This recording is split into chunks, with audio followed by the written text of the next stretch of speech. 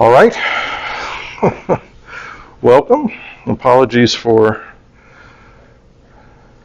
the chaos today.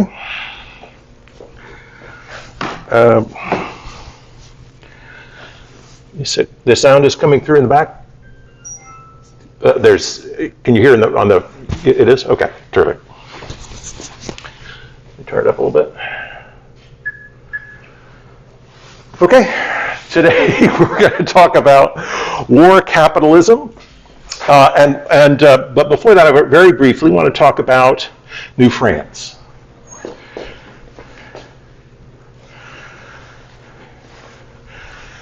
So we've talked quite a bit about the British and the Spanish and the Portuguese settlement, but it's worth going over a little bit of the French settlement, and that happens in chapter 3 of the Watson book. And what's important, significant, I think, about this period is that the French arrive around 1600. Their navigation of the St. Lawrence River makes it possible for them to claim the region of the St. Lawrence River. And much of what we think of as the United States is effectively French territory for most of the period that, most of the 1600s and early 1700s. Though it's important to recognize that much of this region, as it is settled, was primarily a source of provisions for the Caribbean islands. So both France and Great Britain had been fishing along along Greenland and up towards the St. Lawrence River. Salted and smoked cod was really valuable in Western Europe, in part as a kind of winter food, a relatively cheap winter food.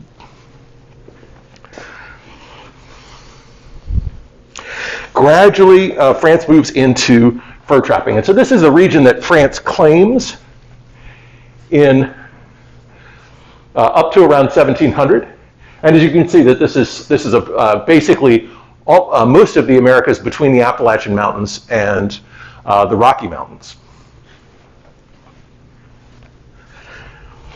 Its control of this region is not as clear as the as the map suggests. There are a whole number of settlements up through these regions.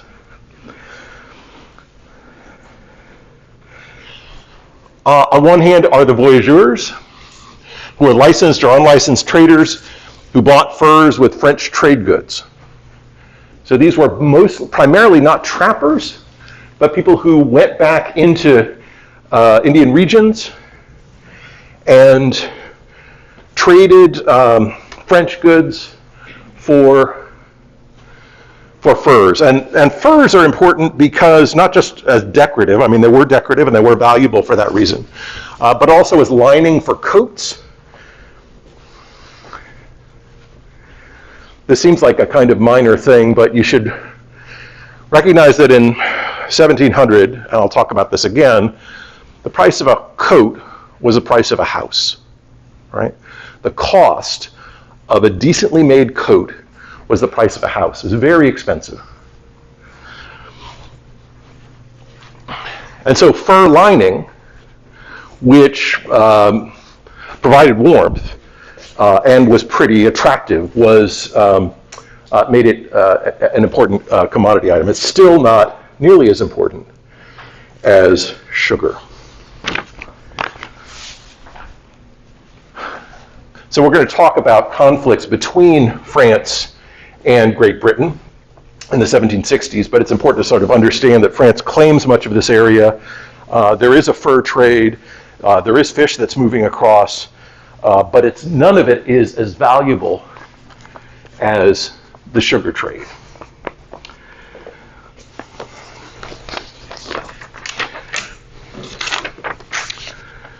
Okay, the first written description we have of the production of sugar is in India, with documents going back to around 600 AD. And There's an expression in Arabic that sugar followed the Koran, because Islam expanded as sugar expanded across the Arabian Peninsula and through the Mediterranean. Islam was a religion that was linked to trading families, and some of those trading families had important interests in sugar production. Sugar was an important article of trade because it was hardened into a sugar loaf and could last for years. It represented concentrated calories, but also acted as a preservative, both for meat and for fruits and things like that, much cheaper than honey. In the 1500s, 5 or 6 loaves of sugar would be a dowry for a princess.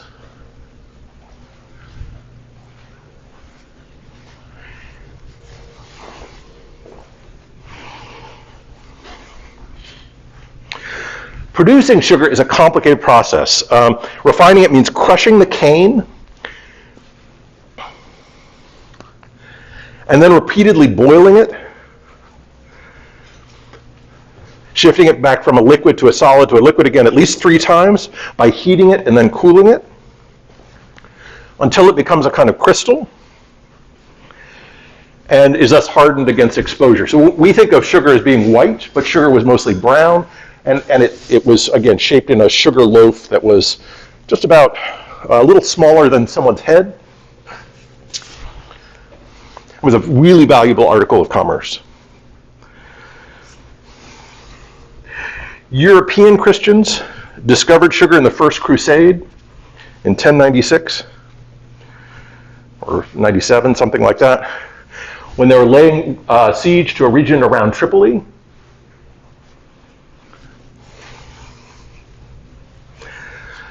Some other things about sugar is the sugar requires a subtropical region. You can't grow sugar here in Georgia.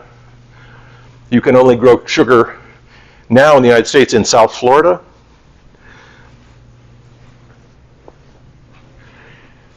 You could grow a little bit in New Orleans, but it was really a subtropical crop, so something that was almost, had to be relatively close to the equator, very hot. And it requires lots and lots of irrigation, lots of water. From planting to harvesting takes about 1.5 years. And that process of heating and cooling that I was talking about, the heating and cooling has to take place right away.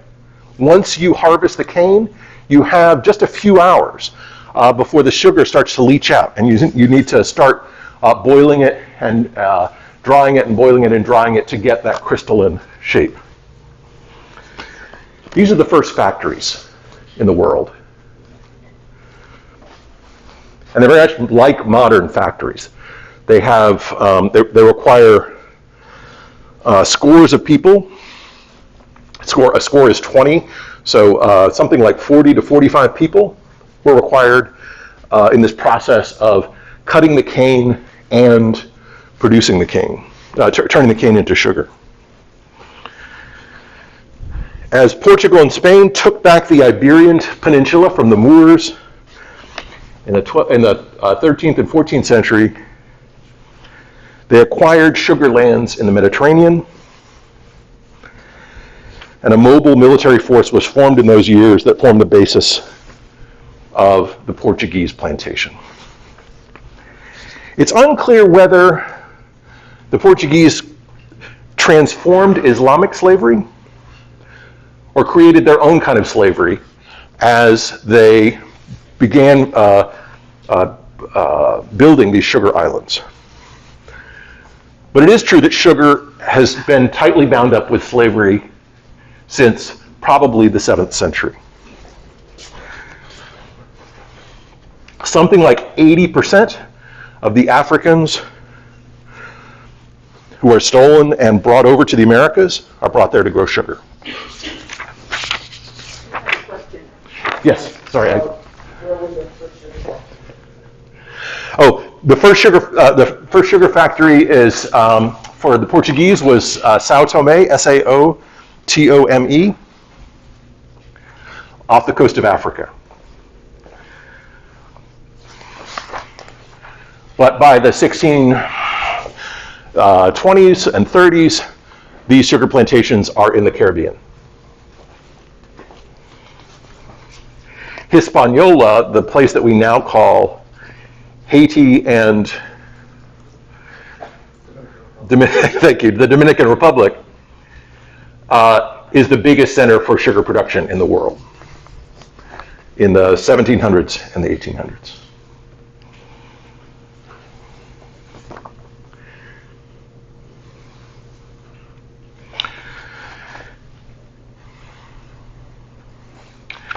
And it's sugar that helps us understand the origins of the African slave trade.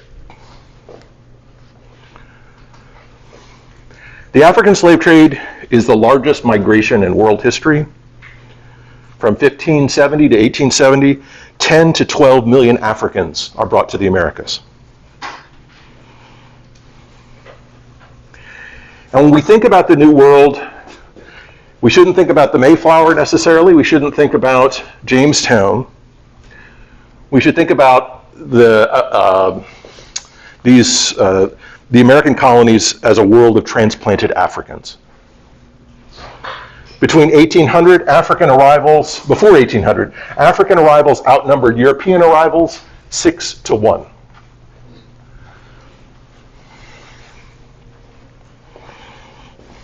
Though many died without children on sugar plantations, particularly in the Caribbean and off the coast of Brazil, or on the coast of Brazil.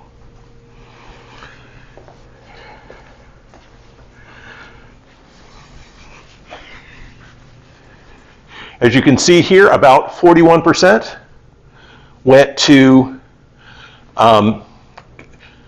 sugar colonies in the Caribbean. 32% went to the Portuguese Empire in Brazil, and only 4% went to North America.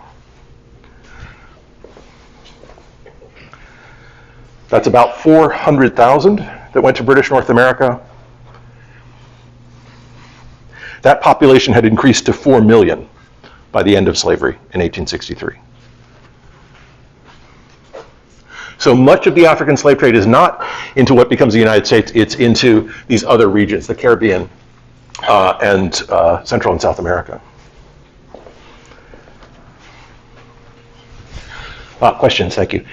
African slaves were brought where to make sugar? Initially, well, we don't know, so they're brought to Sao Tome, which is right off the coast of Africa. They're brought to Madeira, which is sort of between Africa and Spain, and then they're brought to Hispaniola and other Barbados and other Caribbean colonies. How many Africans came to the world between 1700 and 1800? From 1600 to 1700, it's 2 million. From 1700 to 1800, it's 7 million.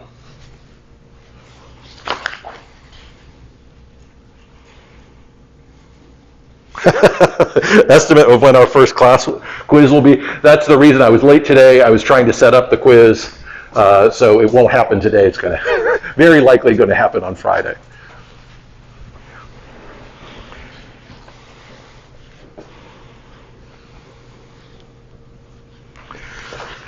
Question about the quiz. Okay.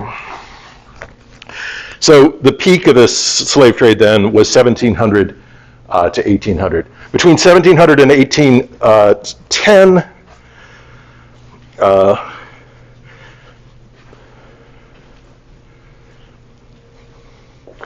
sorry, it's between 1700 and 1800, it's 7 million, and that's the very largest and longest movement.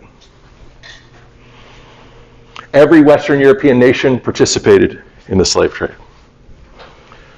All right, I'd like to talk a little bit about some myths that we might have about Africa that are you might see in other textbooks. I think that Watson is not so bad as some other textbooks about this.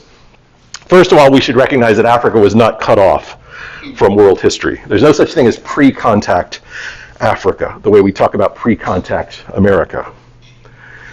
Africa was part of an Indian Ocean trading system, which linked African merchants to Arabia, to India, to Persia, and to China. The Middle East and Europe exchanged scholars with Africa going back to 800 or 900 AD. This West African city of Timbuktu and this mosque in Timbuktu was a magnet for Arabic speaking scholars in the 1300s. So we shouldn't think of Africa as being this sort of dark continent that's separated off from the rest. Do we have to be in class to take the quiz? No, it'll be possible to take the quiz on Twitch. Part of what trade? Indian Ocean trading system. Somebody asked what part of what trading system. So Africa was part of an Indian Ocean trading system which linked merchants. And so let me see if I can give you a sense of this. I'll find a better map. There we are. So there is trade along the Mediterranean with Africa, but there's also trade along the Red Sea here, and then further down on the east coast of Africa. But primarily the African trade is taking place on the east coast of Africa. The west coast of Africa, the trade winds are such that it's actually very difficult to arrive and leave to the west coast of Africa because of the way that winds hit. Exchange scholars with who? The Timbuktu exchange scholars, it's Africans exchange scholars with the whole Arabian Peninsula and Persia in the 1300s.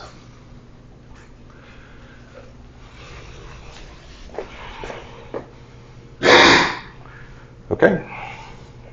Thank you for the questions. So again, Africa was, the first thing is to point out is that Africa was not cut off from the rest of the world. Secondly, it was diverse.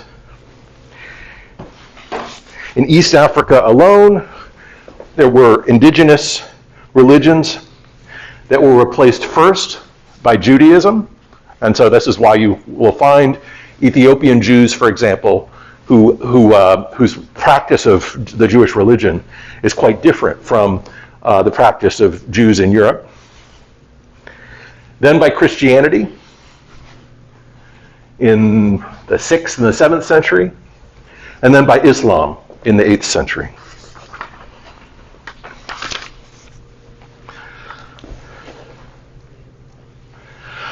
By the 12th century,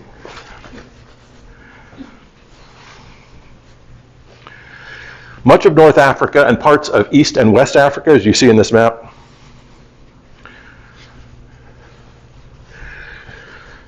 followed Islamic traditions of one sort or another. But in Central and Southern Africa, indigenous religions tended to hold sway.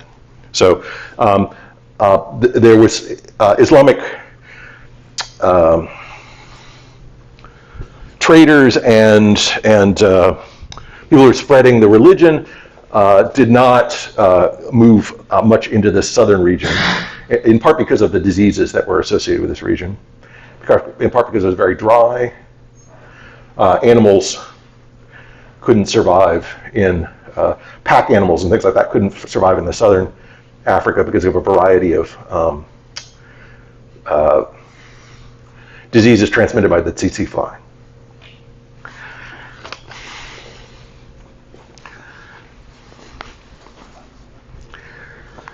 The third thing, so it's number one, it's not cut off from world history. Number two, it's diverse. There are many different parts of Africa with many different religious traditions.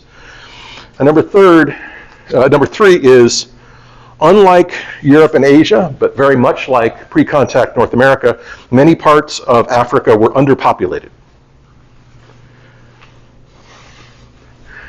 There were new regions around for a pioneering society, and there were communities that moved into some of these regions. And because it was a kind of pioneer society, communities were linked by kinship ties, not by control of particular pieces of land. So who you were wasn't defined by land that you owned, it was defined by the people in your family and your family networks.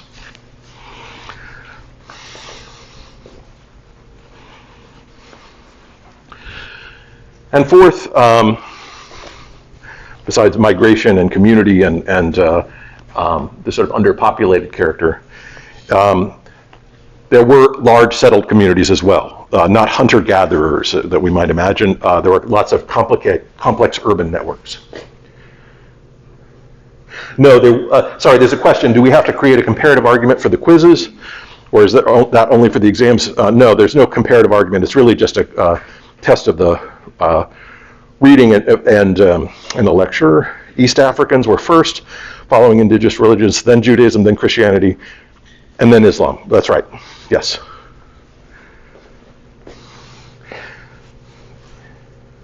So some places like Ethiopia got Judaism, but they didn't get Christianity and Islam. Other places went, much of East Africa, though, is Judaism, Christianity, and Islam after those other religions.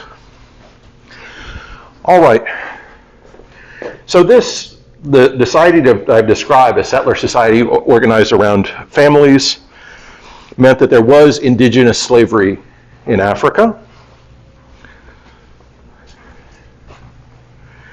This shouldn't surprise us. There was slavery in ancient Greece and Rome, in the Aztec and Inca empires, in early modern Russia, in Eastern Europe, and in the Middle East.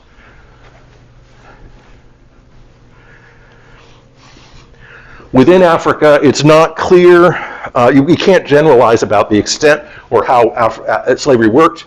It was probably a relatively marginal part of most communities.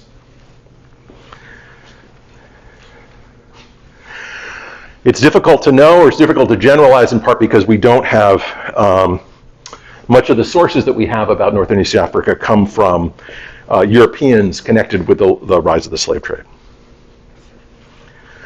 Okay, so all the way up until the 1500s, people were not captured to be enslaved. Sometimes a person who was a slave might be a prisoner of war. Sometimes a person convicted of a crime. Sometimes when an extended family owed a debt, that debt would be paid by giving out a person, usually a woman, in what was called pawn slavery, when the woman would return when the debt was paid. People in this status were neither part of a society nor apart from it. They were sort of suspended in a social limbo. In some parts of Africa, though, this was hereditary, so that a child of a slave might be a slave as well.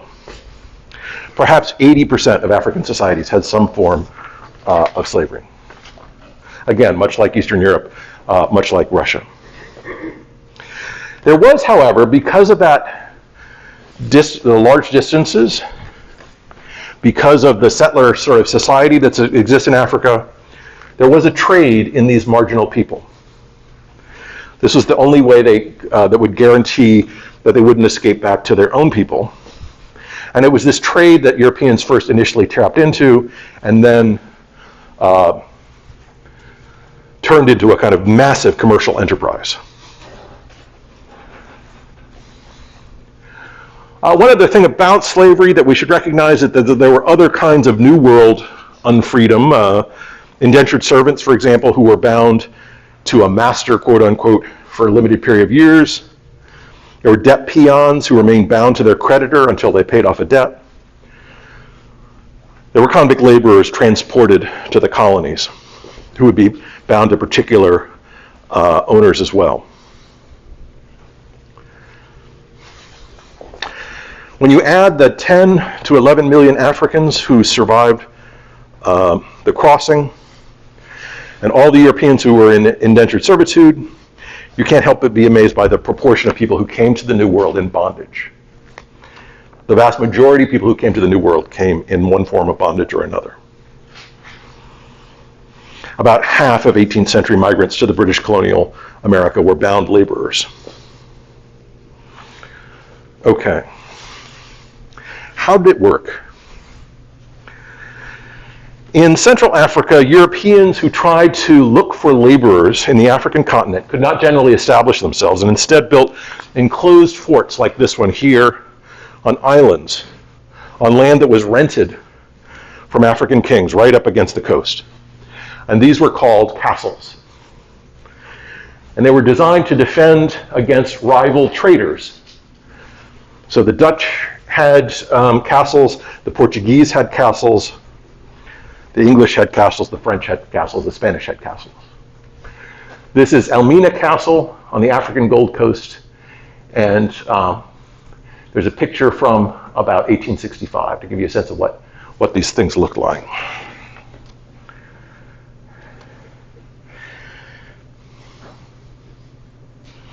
This is a Dutch fort, a Dutch castle in Guinea, which is that basically the Gold Coast.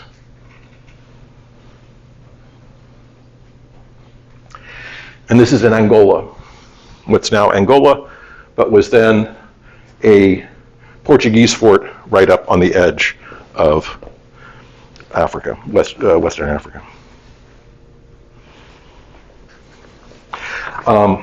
Much of this trade was in the Gold Coast, which is that area you can see in the kind of southern, that little lip that's in the southern edge of Africa. It was called the Gold Coast initially because Portuguese brought enslaved people there to trade for gold that came from the Volta River. Initially, Portuguese brought enslaved people to Africa for gold. But once this trade starts, it then moves in the other direction. Oh, yeah, basically, it's important to remember that most of the people that arrive are either enslaved or indentured servants or in debt peonage. That's DEBT-PEONAGE.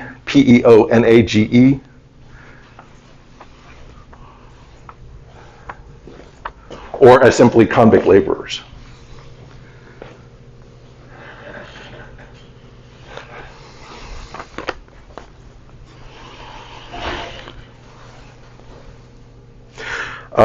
Portugal claimed to control all of West Africa, but in fact they claimed they controlled 2 or 3 forts.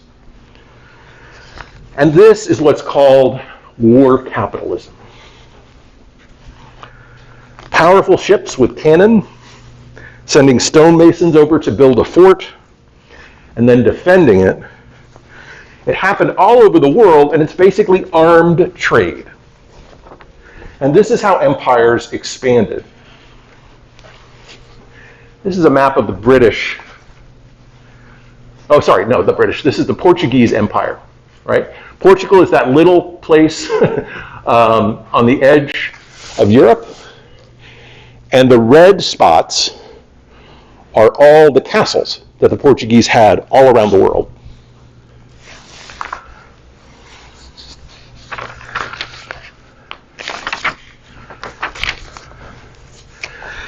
The slave trade was a collaboration between European and African traders. European traders lived on the coast. They married African women and established commercial ties and family relations. In Portuguese, they were called the lançados.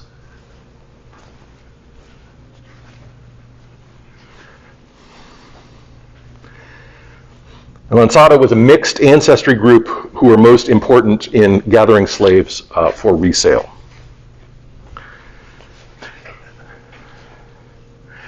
By around 1700, we see much more dramatic incursion of the slave trade in Africa. Raiding parties that move into these settled regions, capture Africans, and bring them to the coast. The Imbangala warriors, east of the kingdoms of Congo and Angola, were provided with guns that came from European traders, and they would move into settled regions. And their whole kind of purpose for existence was to capture and enslave people and bring them to the coast.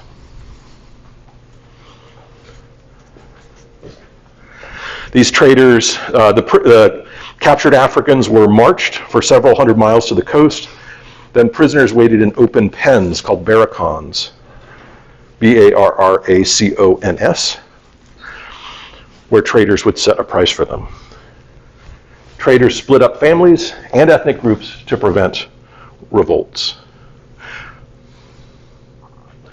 Are the quizzes multiple choice or free response, and how long will they take? The quiz should take about 5 minutes. If you have a DRC accommodation, it may take 15 minutes, but it should be a very, very quick quiz. And it's whether it's multiple choice or matching is a question that I'm trying to answer right now. It's probably very likely to be matching, where you have five questions and 5 answers, and you'll match them up. Okay. All right. I want to then conclude with this story. And that is that when we think of war capitalism, we need to understand that tens of millions of people are gathered up and whole communities are destroyed as they are transported from Africa to the New World, with that peak again from 1700 to about 1810. At the same time, in the Americas, a different kind of war capitalism, but very similar, is taking place. There's a trade in Native American slaves,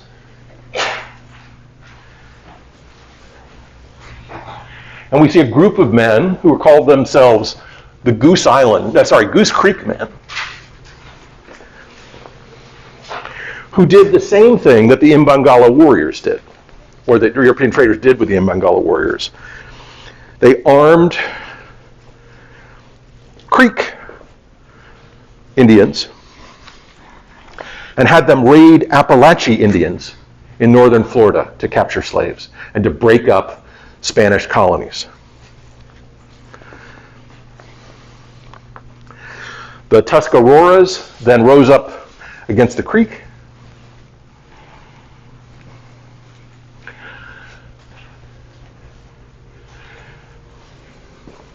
By that time, the Goose Creek men armed the Catawba, the Yamasee, and the Cherokee in what's called the Tuscarora War. So when we talk about war capitalism, we need to recognize that it's taking place on both sides, both the American side and the African side, as people are armed and are destroying communities up and down the region, in part to create a kind of market in people, or in the case of the Americas, for expansion into these regions. All right, thank you so much, and apologies again. Whoops, sorry. One last question, okay. Prisoners were kept in what? Barracons, B-A-R-R-A-C-O-N-S. All right, thanks everybody. Thanks for bearing with me. And I'll see you guys on Friday. Scott, we've been just talking about how we're going to split up Alina.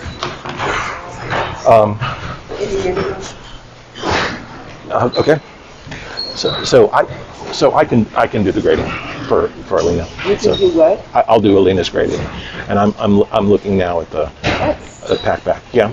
50 students. That's I know, but you guys have the same thing, so. Yeah, but we're not doing the lectures, and It's fine. That's fine.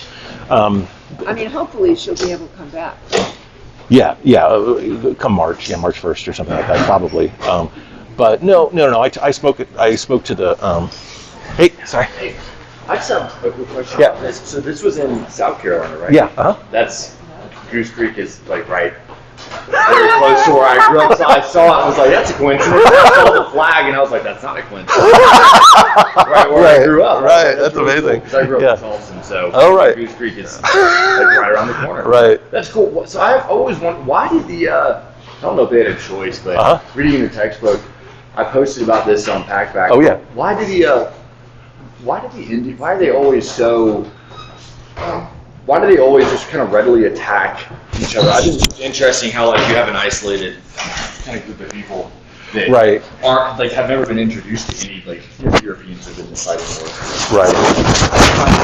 they probably didn't have a choice. Right. Well, I'm just curious there why was they automatically. there was conflict between these regions. It tended to be kind of ceremonial. 2 or 3 people would die. You'd claim regions and stuff like that. So warfare is not, wasn't brought by the Europeans. Right. Yeah. But what they do is amp it up with rifles, or basically these very sharp weapons, like swords and sabers and what become tomahawks and things like that are so much more deadly.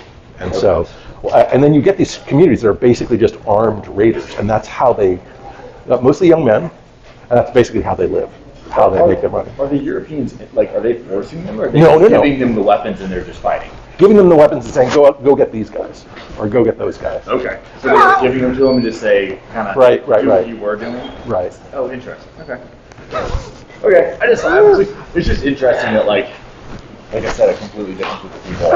Just like everybody seems to fight. Like, it's just interesting to see how, like I said, like an isolated culture. Yeah, and part of it is just, once it's like giving nuclear weapons, right, to people that have been, fighting in these sort of small scale wars constantly. And what you see is just havoc. Right.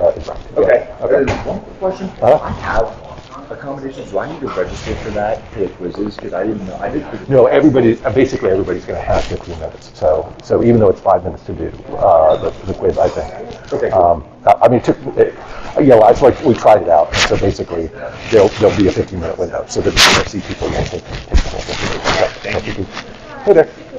When you take the quizzes, can you use your notes? Yeah. Okay. Thanks. Yeah. No, this shouldn't be. This should be easy. Okay. All right. Thanks.